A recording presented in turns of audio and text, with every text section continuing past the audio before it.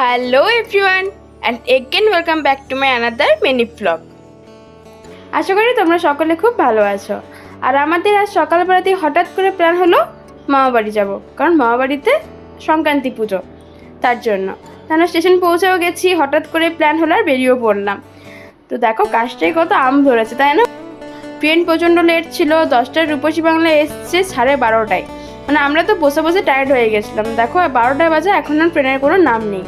At last train এসে ঢুকলো, ট্রেনে চাপলাম, সিটও পেয়ে গেছিলাম ভাগ্যবশত, কিন্তু প্রচণ্ড ভিড় ছিল ট্রেনে। আর নামবার সময় ট্রেন তো পুরো ফাঁকা, একদম হাত পা মেলে ছড়িয়ে ছড়িয়ে এলাম আমরা।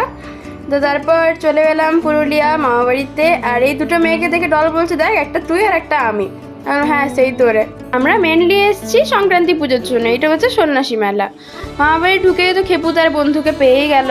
আর তারপর শুরু হলো মা মেয়ের গল্প, ওদের তো গল্প শেষই হয় না। প্রচণ্ড পরিমাণে গরম ছিল পুরুলিয়াতে, সবাই জানে যে সব জায়গার তুলনায় পুরুলিয়াতে গরমটাও বেশি, আবার ঠান্ডাটাও বেশি। তারপর একটু মিষ্টি আর একটু শরবত খেয়ে একদম ডাইরেক্ট বসে পড়ি ভাতে। তারপর একটু রেস্ট নিয়ে বেরিয়ে পড়ি মার্কেট। যেহেতু কিছুদিন আগে বাসন্তী পুজো গেল, তাই দেখি প্রতিমা বিসর্জন হচ্ছে। আর পুরুলিয়া এলে তো আমি খাবোই ফুচকা, টিকিয়া চাট, কচুরি চাট, এগুলো তো খেতেই হবে, কারণ বাঁকুড়ায় তো কিছু পাওয়াই যায় না, এইসব খুব কম পাওয়া গেলেও। আমাদের বাড়ি ফিরতে প্রায় 8:30 বেজে গেছিলো। তো গিয়ে দেখি মাইমারা সব পুজো দিয়ে প্রণাম করে প্রসাদ নিয়ে চলে এসেছে। তারপর আমি বেরোই রেডি হয়ে, দেখি এত বড় লাইন প্রসাদের জন্য। তাই আগে চলে গেলাম প্রণাম করতে। এদিকে কীর্তনও হচ্ছিল, যারা কীর্তন করছিলেন তারা আমাদের সাথেই ট্রেনে করে এলো, আমাদের পাশে বসেই এলেন। এটা হচ্ছে সন্ন্যাসী মেলা, বাবা সন্ন্যাসীর পুজো। আর এই যে স্বস্তিক ওম, এগুলো সব শোলা কেটে কেটে করেছে, পুরো মন্দিরটাই চিটিয়েছে, এত সুন্দর দেখতে লাগছিল না?